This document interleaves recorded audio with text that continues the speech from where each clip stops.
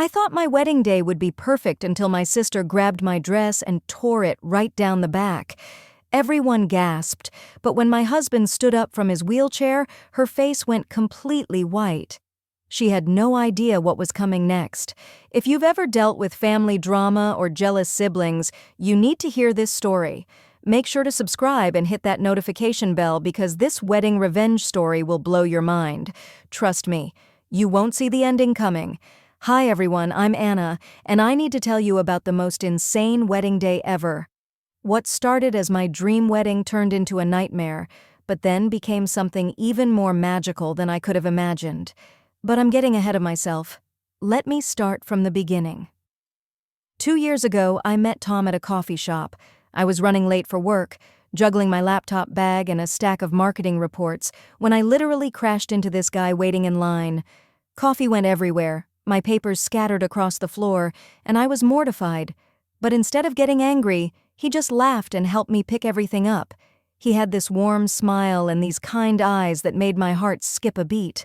We talked for 20 minutes, and I knew I was in trouble. Tom was everything I'd been looking for. He was funny, smart, ambitious, and had this way of making me feel like the most important person in the room. He worked as a software engineer at a tech startup, and we bonded over our shared love of terrible reality TV shows and our dreams of traveling the world together. 6 months later, we were practically inseparable, but then everything changed in an instant. Tom was driving home from work on a rainy Tuesday evening when a drunk driver ran a red light and slammed into his car. I got the call at 9:30 that night and rushed to the hospital, my hands shaking so badly I could barely hold the steering wheel. The doctors told me he had severe spinal injuries and might never walk again. I spent 3 weeks practically living in that hospital room, holding his hand and telling him we'd get through this together. When he finally came home, he was in a wheelchair, and I could see the depression settling in. The man who used to hike mountains with me on weekends now struggled to reach items on the top shelf of our kitchen cabinets. But I loved him just the same, and I was determined to show him that nothing had changed between us. 8 months after the accident, Tom proposed to me in our living room on a quiet Sunday morning. He said he knew I could have anyone I wanted, but he hoped I'd choose him anyway. I cried happy tears and told him he was crazy if he thought a wheelchair would scare me away. We started planning our wedding immediately, both of us excited to start this new chapter of our lives together. That's when my sister Claire started acting weird. Claire had always been the golden child in our family. She was 3 years younger than me, stunningly beautiful, and had this way of making everyone fall in love with her instantly. Growing up, my parents always seemed to favor her. When she wanted dance lessons, they found the money. When I wanted art classes, they said we couldn't afford it. When she got average grades, they celebrated. When I got straight A's, they barely acknowledged it. As adults, things hadn't changed much. Claire worked as a part-time receptionist and lived in a tiny apartment, but she still expected everyone to treat her like a princess. She'd been dating the same guy, Brad, for 3 years, but he showed no signs of wanting to marry her. I think seeing Tom propose to me, especially after everything we'd been through, triggered something in her. At first, her comments seemed harmless. She'd make little jokes about how I was settling down so young, or ask if I was really sure about this. But as the wedding planning progressed, her remarks became more pointed. She'd suggest I was rushing into marriage, or wonder out loud if Tom would be able to provide for me properly. I tried to brush it off, but it hurt. My mom, as usual, took Claire's side whenever I tried to address it. She'd say Claire was just looking out for me and that I was being too sensitive. When I told her that Claire's comments were hurtful, she said I should be grateful to have a sister who cared enough to be honest with me. It was the same pattern that had played out our entire lives. The dress shopping incident should have been my first real warning. Claire, my mom, and my best friend Lisa came with me to find my wedding dress. I fell in love with this gorgeous lace gown with delicate beading and a long train. It was perfect, and I felt like a princess wearing it. While we were at lunch afterward, celebrating the find, Claire accidentally knocked over her glass of red wine. It splashed all over my white shirt, and she made this big show of apologizing and dabbing at the stain. But I saw something in her eyes that looked almost satisfied. The weeks leading up to the wedding were a blur of final preparations and family drama. Claire kept making these passive-aggressive comments about the venue, the flowers, even the food we'd chosen. She complained that being my maid of honor was so much work, and that she didn't understand why I needed such a big production. Meanwhile, Brad still hadn't proposed to her, and I could see the resentment building. Tom, bless his heart, tried to stay positive through all of it. He'd gotten stronger using his wheelchair and had adapted amazingly well to his new reality. He was back at work, had modified his car to drive again, and we were both excited about our future together.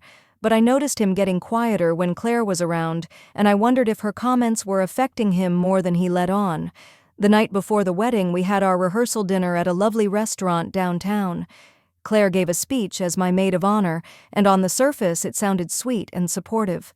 But I caught these little digs throughout, comments about how marriage changes people, and how she hoped I knew what I was getting into. Tom squeezed my hand under the table, and I tried to ignore the knot forming in my stomach. Wedding morning dawned absolutely perfect. The sun was shining, there wasn't a cloud in the sky, and I woke up feeling like the luckiest woman alive. I was marrying my best friend, surrounded by people who loved us, or so I thought. I got ready at the hotel with my bridesmaids, and everything felt magical. My hair looked perfect, my makeup was flawless, and when I finally put on my dress, I felt like I was in a fairy tale. The photographer was capturing every moment, and I was practically glowing with happiness. Claire arrived an hour late, claiming she'd had car trouble, though she looked perfectly put together. She seemed agitated and kept checking her phone, but I was too excited to pay much attention. I just wanted to get to the church and marry Tom. Our venue was this beautiful garden chapel with an outdoor ceremony space. We'd decorated it with white roses and soft lighting, and it looked absolutely magical. Tom was already at the altar when we arrived, looking handsome in his navy suit. He'd positioned his wheelchair perfectly, and his groomsmen stood beside him with big smiles. Seeing him waiting for me there, I felt my heart nearly burst with love. The music started, and my bridesmaids began their walk down the aisle. Claire went before me as maid of honor, and I watched her take her place at the altar. She looked beautiful in her dusty rose dress, but there was something tense in her posture that I couldn't quite place. Then it was my turn. My dad took my arm, and we began the walk down that petal-strewn aisle. I could see Tom's face light up when he saw me, and everything else faded away. Our 150 guests stood and smiled, and I felt like I was floating on air. This was it. This was my perfect moment.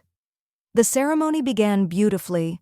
Our pastor spoke about love and commitment, and Tom and I exchanged the vows we'd written for each other. I told him he was my hero and my heart, and that I couldn't wait to spend the rest of my life showing him how much I loved him. He told me I was his sunshine and his strength, and that he was the luckiest man alive to call me his wife. There wasn't a dry eye in the house. We were just about to exchange rings when I felt Claire step closer behind me. She reached forward as if to adjust my train, which had gotten slightly twisted. I thought she was just being helpful, making sure I looked perfect for the photos. I smiled at her gratefully and turned back to Tom. That's when I heard it. R-R-R-R-R-I-P. The sound echoed across the silent garden like a gunshot. I felt the cool air hit my back as my dress tore from my waist all the way down to the hem.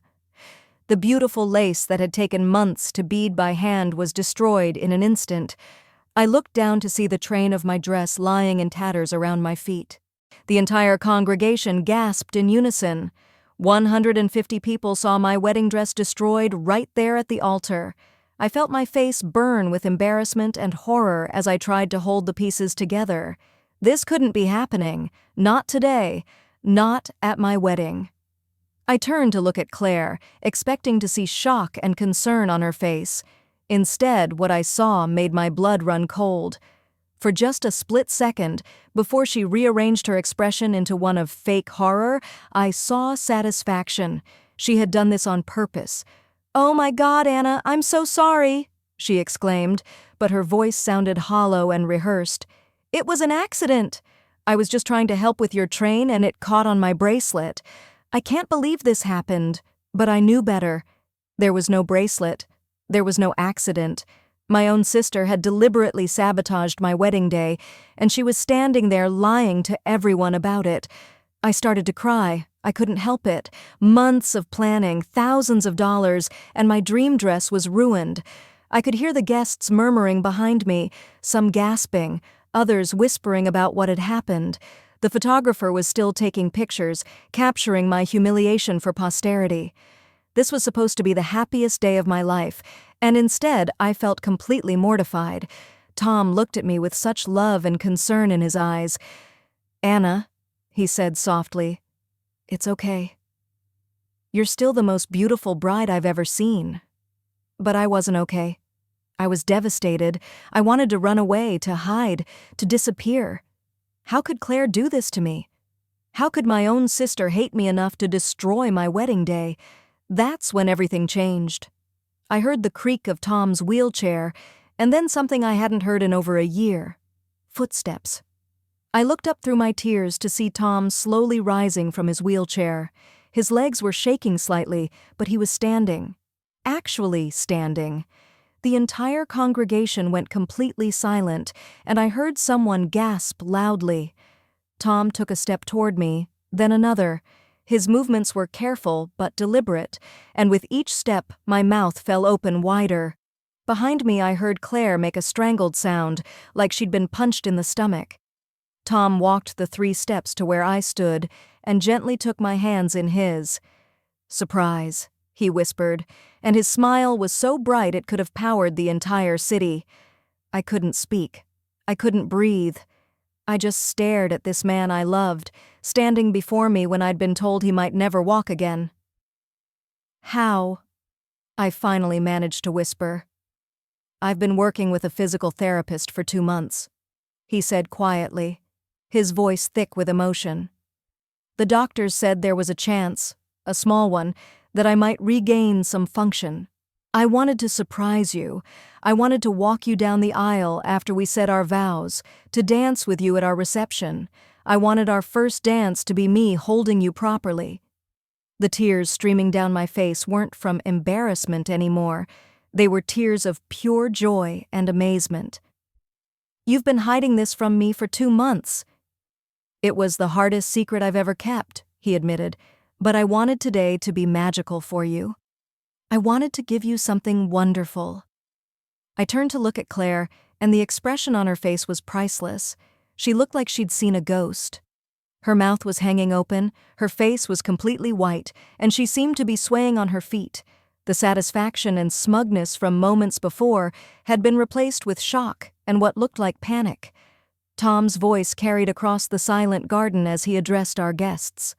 "I know this is unusual, but I have something to say."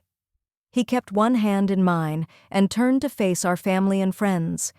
2 months ago, my doctors told me there was a small chance I might walk again with intensive therapy. I've been working in secret because I wanted to surprise my beautiful bride. The congregation erupted in cheers and applause. People were crying, laughing, and celebrating this miracle right along with us. But Tom wasn't finished. "But there's something else," he continued, and his voice took on a harder edge. 3 weeks ago, I overheard a phone conversation I wasn't supposed to hear. Someone was telling her friend that I would never be a real husband to Anna, and that this wedding was a mistake. She said Anna was throwing her life away, and that she hoped something would happen to wake her up before it was too late. The garden went quiet again, and I felt my stomach drop. I knew exactly who he was talking about, and apparently so did everyone else. All eyes turned to Claire. "Claire," Tom said, looking directly at my sister, "I want to thank you. Your cruelty and your attempt to humiliate Anna today gave me the perfect opportunity to show everyone here what real love looks like. You thought you could ruin our day, but instead, you made it even more special." Claire's face went from white to red to white again. She opened her mouth to speak, but no words came out. She looked around frantically, as if searching for support or an escape route. But our family and friends were all staring at her with expressions ranging from shock to disgust. My mom, who had defended Claire my entire life, looked absolutely mortified. "Claire Marie," she said in a voice I'd never heard before, "tell me this isn't true." But Claire couldn't deny it. Her guilt was written all over her face. She'd been caught red-handed, and there was no talking her way out of it this time. I didn't," she stammered, but the words died in her throat. She knew we all saw through her. "You deliberately tore my dress," I said quietly, finding my voice again. "You sabotaged your own sister's wedding because you were jealous." The tears started flowing down Claire's cheeks then, but they weren't tears of remorse. They were tears of humiliation and anger at being caught. Without another word, she gathered up her skirts and ran down the aisle toward the parking lot. We could hear her car door slam and the engine start as she peeled out of the church lot. Our guests sat in stunned silence for a moment before someone in the back started clapping.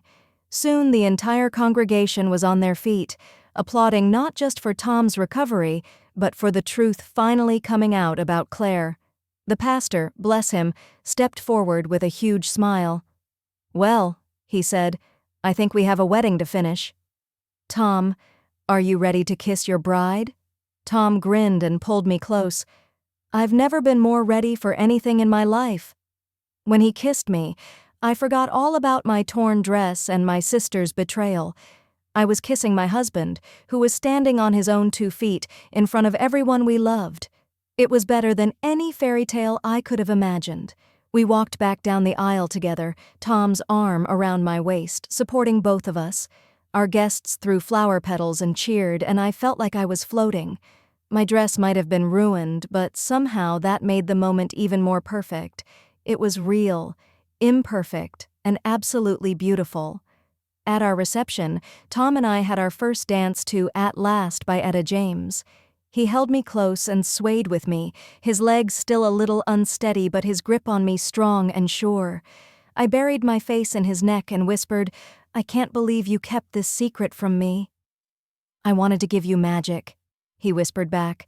"I wanted your wedding day to be everything you dreamed of." "It's better," I told him honestly. "It's so much better than anything I could have dreamed." My mom approached us during dinner, tears in her eyes. "Anna, honey, I owe you an apology.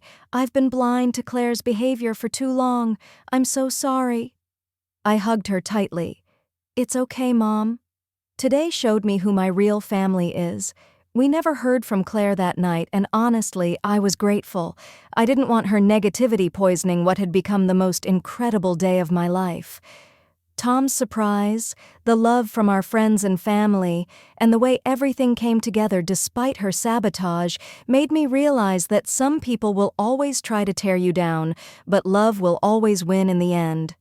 It's been a year since our wedding, and Claire still refuses to speak to us. She's told people that we humiliated her and that Tom's recovery was all fake for attention. But honestly, I don't care anymore. Her absence from our lives has been a blessing, not a curse. Tom continues to get stronger every day. He walks normally now, though he still uses his wheelchair sometimes when he's tired. We've traveled to 3 countries together, bought a house, and we're talking about starting a family.